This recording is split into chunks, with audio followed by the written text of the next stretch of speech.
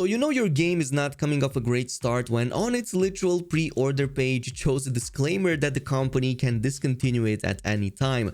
I wish I was joking, but that's Suicide Squad for you. A game I was really rooting for and somewhat still am, but it's really not making it easy for me. We also have to discuss about the upcoming The Last of Us 2 update plus remaster, I guess. I'm really excited for the new game mode, not so much for the remaster, plus lots of stuff to discuss in the gaming space.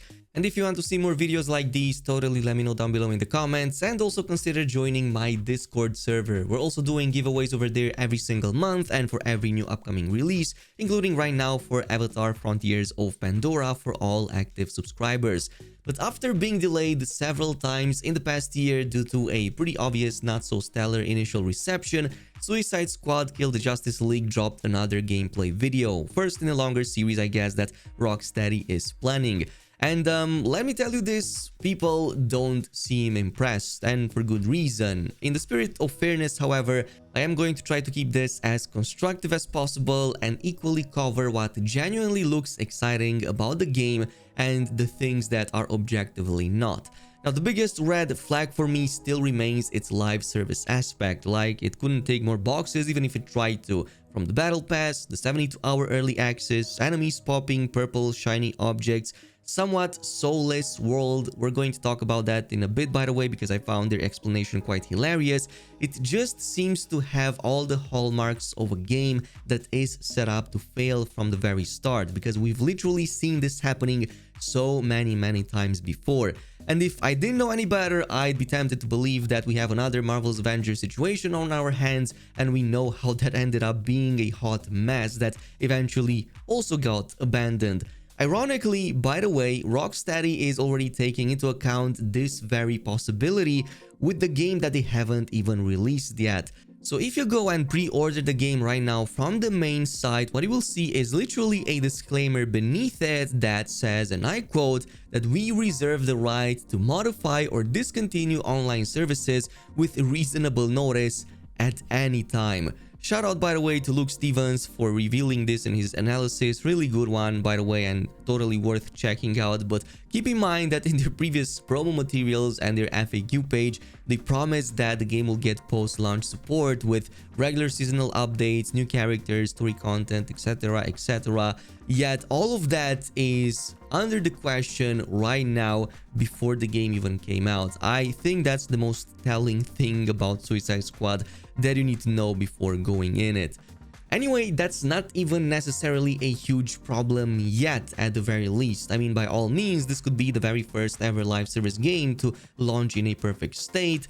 But there's one other mistake Rocksteady is kinda making right now that could be a potential point of failure in the future. And by the future, I mean the very launch day. So Suicide Squad doesn't have a planned beta weekend, at least not one that I know of. Besides the 72-hour early access attached to the higher price deluxe edition, there's no other way to see if the game's servers can even handle the influx of players on day 1, or well, day -3, I guess. And I know what you're gonna say next. Well, this game should have been single player anyway. Why would we care about the servers? In this case, my question to you is, then why have it in the first place? Might as well just make a single player game with good gameplay and maybe add some co-op after that.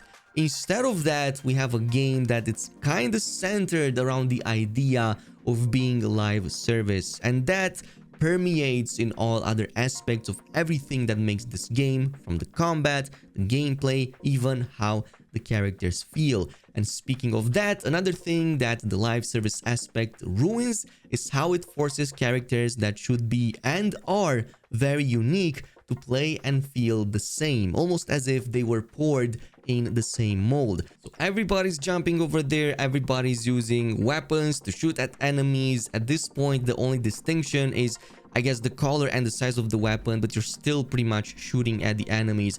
And I can't get over the fact how hilarious it sounds that we have Captain Boomerang, a guy that uses boomerangs as weapons, pulling out his Glock or whatever to shoot at bad guys. And so does Harley, so does the shark guy, and so does Deadshot.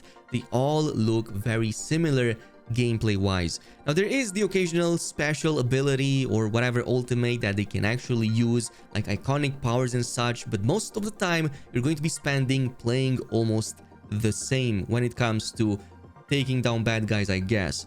Mind you, the Avengers game didn't have this problem and it still flopped. They did do a solid job at that, at making characters feel quite unique despite using the same buttons. Suicide Squad will have none of that.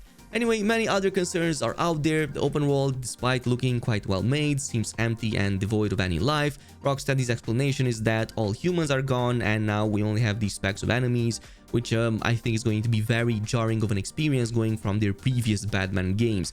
Games Radar said it best, its large open world looks more like a theme park rather than an actual open world, and I think this is the most true statement after watching all of their gameplay reveals. Plus many concerns about 3D models, especially LODs looking really bad for a PlayStation 5 game coming out in just a few more months. Hopefully this is going to get fixed, but from my experience with other similar games in the past, I'm not keeping hopes too high. Some of it will have to get fixed post-launch, trust that. Now there are many other positives too here. I don't just want to like bash the game. Obviously there are things to be excited about it. On one side, traversal looks like it's really fun. Again, Rocksteady doubled down on it from the gameplay, and to me it looks exciting and unique enough to at least make characters feel different during these moments if they can't during gunplay. Also, I'm really loving the verticality, lots of towering structures, large open spaces, albeit devoid of any life, but still looks fun. I would not expect this studio to not nail on both of these aspects. Another thing I find to look great and not necessarily agreeing with any of the criticism I've seen are the characters themselves, and by that I mean from a narrative point of view. They all genuinely seem fun. The banter is there. Harley Quinn is definitely up there for me, followed by the shark guy. The voice actors all seem to do a good job portraying them, and it's the type of synergy that you would expect from a team made out of individuals like these. Plus, the story of putting these villains into the limelight and go up against the entire Justice League of demigods plus Brainiac sounds really freaking cool to me. The odds are so stacked against them, but I'm excited to see where Rocksteady is bringing this and the direction that they are following. Everything else like the loot, the battle pass mechanics and game modes, we can't really know for sure until we see them, so I will reserve judgment for then. But like I said, my opinion went from cautiously optimistic to a little bit under it right there, not really hoping too much, and I think it might just go in the direction we're all thinking in. Anyway, another piece of gaming news making waves lately is The Last of Us 2. Yes, the game that literally came out just 3 years ago. This is getting another remaster. At this point, I think that the series just has more remasters and remakes than actual main title releases. But that's not what's exciting here. What is exciting is that it also launches with a brand new game mode called No Return, a roguelike survival mode. In this one, you'll go through a series of randomized encounters to see how long you can survive, featuring different enemies and memorable locations from part 2, all culminating in intense boss battles. It also lets you play with a host of different characters you can unlock, including some never before played in previous Last of Us franchise, some of which we also saw of course from the recent reveal trailers. And each one of them will actually have their own unique gameplay traits, which is what makes this mode more exciting. As you unlock them, you get to play with different characters that feel and play differently. So yeah, really hoping to play Joel, by the way, because I was quite disappointed of his early demise, I guess, in part 2. But besides this also comes with a current gen upgrade for the PlayStation 5, so expect many visual and performance improvements, full 4K fidelity mode and an upscaled 4K performance mode, unlockable frame rates, improved loading times and DualSense support, among other graphical improvements. I believe they are also adding some lost levels that lets you explore some early development versions of 3 new levels that we haven't seen in the original, because yeah, I guess Naughty Dog thought it was a good idea to have us pay for unfinished designs. There's also a Joel guitar gameplay there that, thing that you spent about 2 seconds on in the original. At least I did, but if you liked it, let me know down below. There's not an issue with that. It's just that it will all set you back about $10. if you already own the game.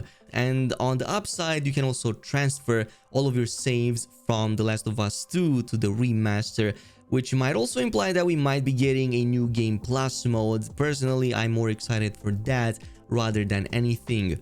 Anyway, in some other heartbreaking news, two games I was actually keeping hopes high that we would see one day are actually never gonna see the light of day ever again. One of them includes that Star Wars Knights of the Old Republic remake, and the second one is that supposed Rocksteady Superman game. Obviously, none of these are going to happen. So for the Superman game, Jason Schreier was able to confirm that Rocksteady in fact was never even working on a Superman game. It was a different studio called Titus Interactive, and I believe that that studio is completely defunct now, so we're not gonna have any chance to see a game like that anytime soon.